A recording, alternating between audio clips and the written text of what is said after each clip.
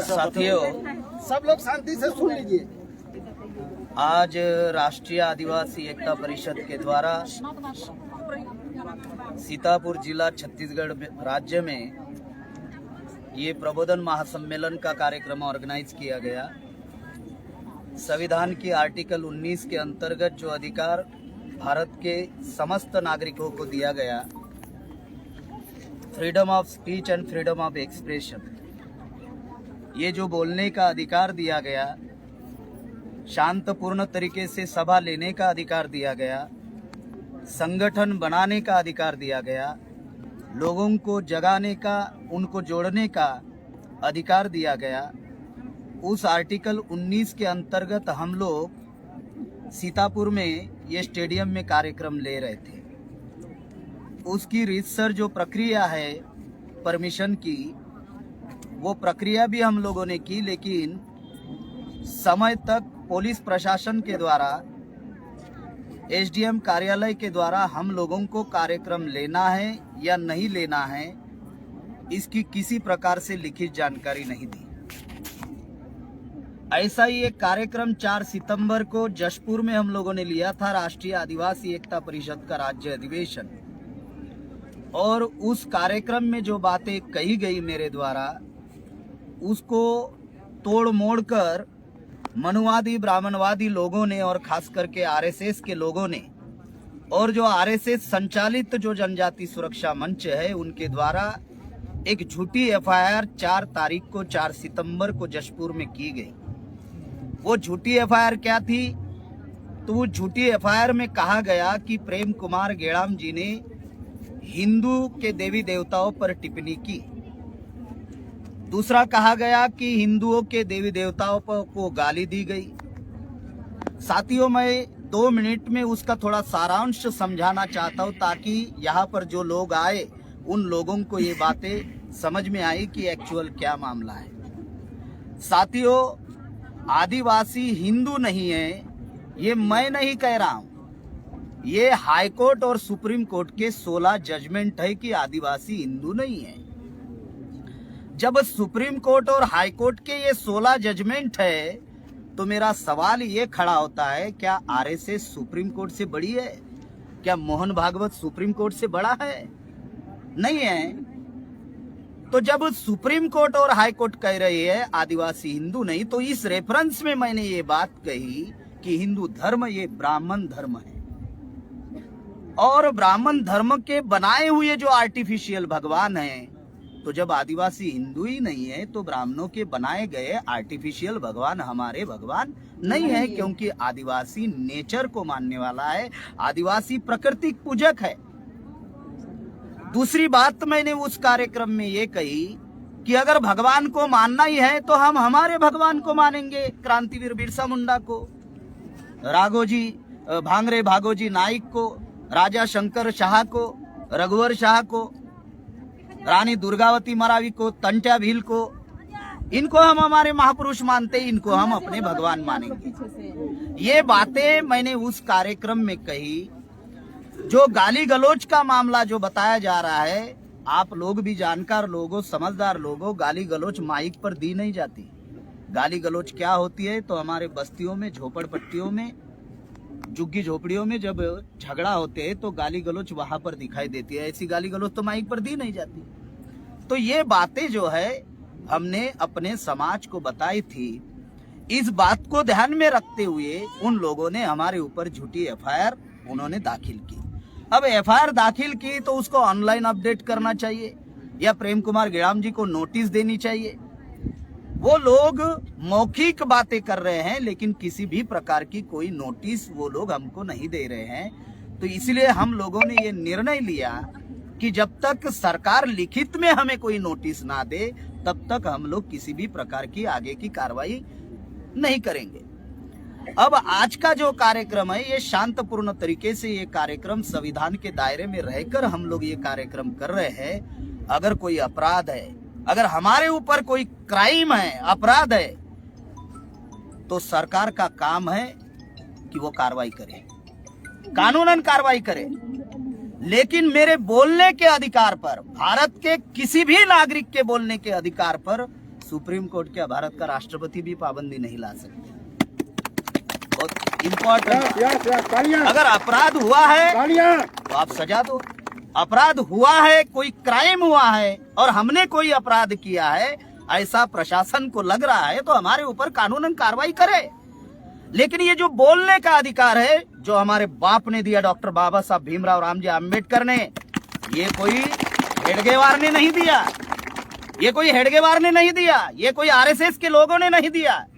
जो आज आरएसएस के लोग हमारे आदिवासी एरिया में जाकर जो हमारे समाज को भड़का रहे हैं, अगर इन्होंने हमारे समाज को जगाने का काम किया होता, ये तथाकथित आजादी के 75 साल में अगर ये काम अगर मनुवादी ब्राह्मणवादी लोगों ने किया होता तो प्रेम कुमार गेड़ाम को सीतापुर में आने की जरूरत नहीं होती, तो हमारा समाज जाग गया होता।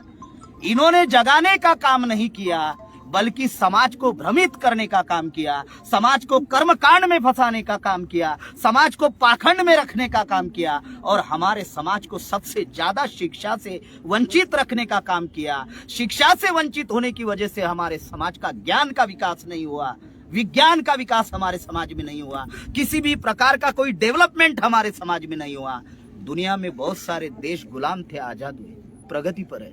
और जब हम भारत को देखते हैं, आज 75 साल हो गए, अभी भी हमारे समाज की किसी भी प्रकार की कोई प्रगति नहीं हुई है। तो इसलिए हम लोग संविधान की आर्टिकल 19 के अंतर्गत हम लोग संगठन बनाकर समाज को जगाना चाहते हैं, अपने समाज को मुख्य धारा में लाना चाहते हैं। और इसको करने के लिए अगर कोई भी ताकत हमको रोकने का प्रयास करेगी तो हम लोग रुकने वाले नहीं हैं। आज का ये जो कार्यक्रम है, एसडीएम साहब के रिक्वेस्ट के अनुसार, उनके विनती के अनुसार ये कार्यक्रम हम लोग अभी यहीं पे समापन कर रहे हैं। लेकिन ये लड़ाई यहाँ पर रुकने वाली नहीं है। जिन लोगों की वजह से ये कार्यक्रम होने नहीं दिया, हम लोग पहले चरण में सीतापुर जिला में 25,000 लोग जेल भरो आंदोलन करेंगे। दूसरा छत्तीसगढ़ राज्य का राज्य स्तरीय जेल भरो आंदोलन होगा।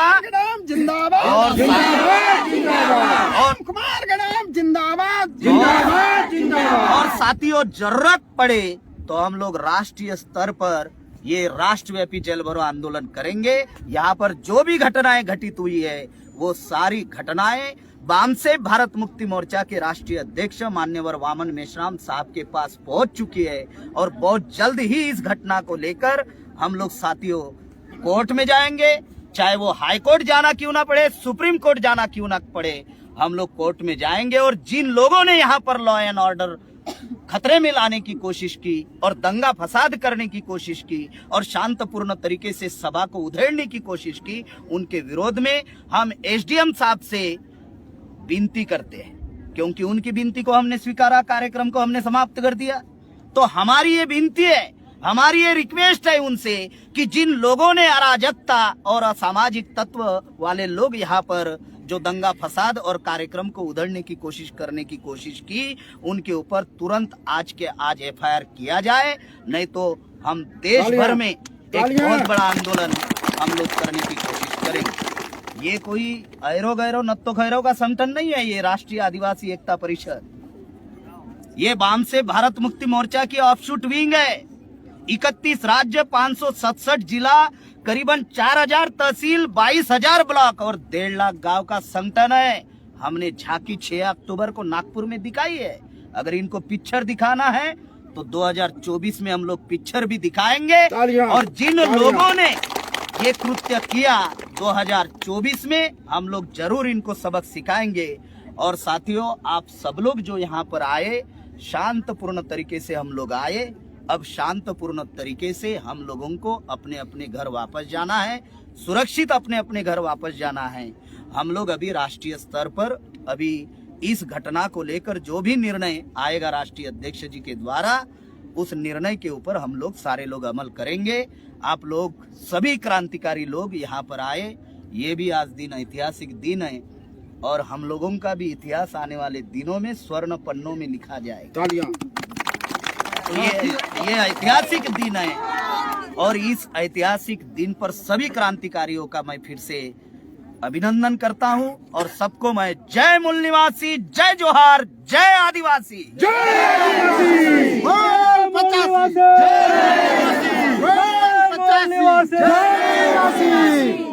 साथियों,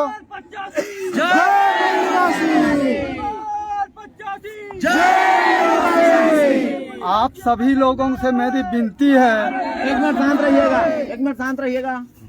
आप सभी लोग उपस्थित, जितने भी माता बहनें उपस्थित हैं, उन सभी लोगों से हमारी विनती है, अर्जी है कि संगठन की ओर से जब भी जेल भरो आंदोलन की घोषणा की जाएगी और आप सभी लोगों को आह्वान किया जाएगा, तो क्या आप लोग भारी तादाद में जेल भरने के लिए आएंगे कि नहीं आएंगे? जय मूल निवासी, जय आदिवासी, जय भारत। साथियों, आप सभी को पुनः मैं आज के इस कार्यक्रम में आने के लिए धन्यवाद अदा करता हूं। साथियों, इस कार्यक्रम को, इस आंदोलन को आगे बढ़ाना है कि नहीं बढ़ाना है? तन मन धन बुद्धि हुनर पैसा, इस कार्यक्रम को आगे बढ़ाने के लिए जरूरत है। क्या आप लोग इस काम को करेंगे? तो जो भी अपने आज के कार्यक्रम में आए हैं, हम एक चादर बिछाएंगे और आप लोग अपने पॉकेट से आज से शुरुआत करेंगे कि इस आंदोलन को बढ़ाने के लिए निधि देंगे, 10-20 जो भी है वो देंगे। साथियों, किसान बचाओ देश बचाओ ईवीएम भंडाफोड़ राष्ट्रव्यापी परिवर्तन यात्रा चल रही है छत्तीसगढ़ में 10 नवंबर से और ये 3 दिसंबर तक कंटिन्यूअस चलेगा। और ये आप लोग अपने अपने जिले में तैयारी करो। ये कम से कम 10, 12, 15 गांव से होकर गुजरेगी। 4-5 गांव में ये गांव में मीटिंगें होगी और 11 और 21 की कमेटी अनिवार्य रूप से बनाया जाएगा। इसमें SC, ST, OBC, minority, NT, DNT, BJNT सारे किसानों को शामिल करके एक बहुत बड़ा 28 फरवरी 2023 को जो होना है वही होगा। ना हम रोड जाम करेंगे, ना हम ट्रेन रोकेंगे, लेकिन हम किसान अन्न पैदा करते हैं, सारा चीज पैदा करते, उत्पादन के जनक है। जो 543 लोकसभा के मेंबर ईवीएम से चुने गए हैं, वो ईवीएम मशीन हटाने का कानून, लाने का तो लाए कानून और हटाने का नहीं बना रहे हैं। अगर ये नहीं हटाते हैं 31 दिसंबर 2023 तक, तो उसका तो घोषणा साहू जी यहाँ हो गया है। कहा? यवतमाल में मेसराम साहब के गृह जनपद में जी। और 28 फरवरी को ये सांसदों का घर घेरवाएंगे, चना चबैना अपना, उनके घर की सफाई नहीं होने देंगे, उनके घर एक अन्न नहीं जाने देंगे जब तक ये स्टाम्प पेपर पर ईवीएम हटाने की घोषणा नहीं है, MSP की गारंटी का नहीं है, अनुसूची 5-6 शासन लागू करने का शपथनामा नहीं देते हैं। यही इत्यादि मुद्दे हैं। OBC की जाति आधारित, हम 60% किसान OBC, हम 60% देश के किसान OBC है।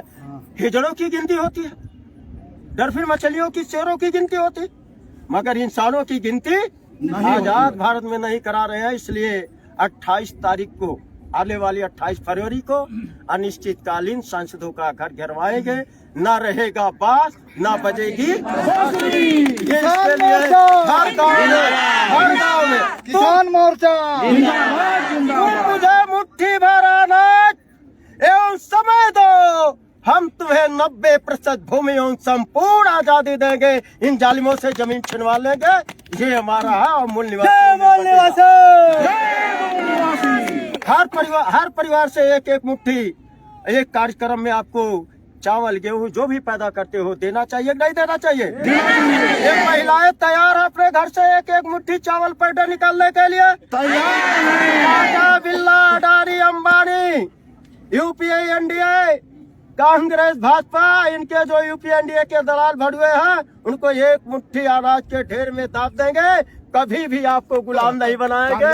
वोट 85, 1 रुपए में आजादी, महंगाई हो गया, चादर बिछा, साथियों, ये प्रेम गंगाराम जी साक्षी हैं। अहमदाबाद में 17 अगस्त को 2019 में चादर बिछाया गया था मेरे द्वारा। ये 28,000 रुपये चादर पर आया था। यूनिटी ने 10,000 दिया था।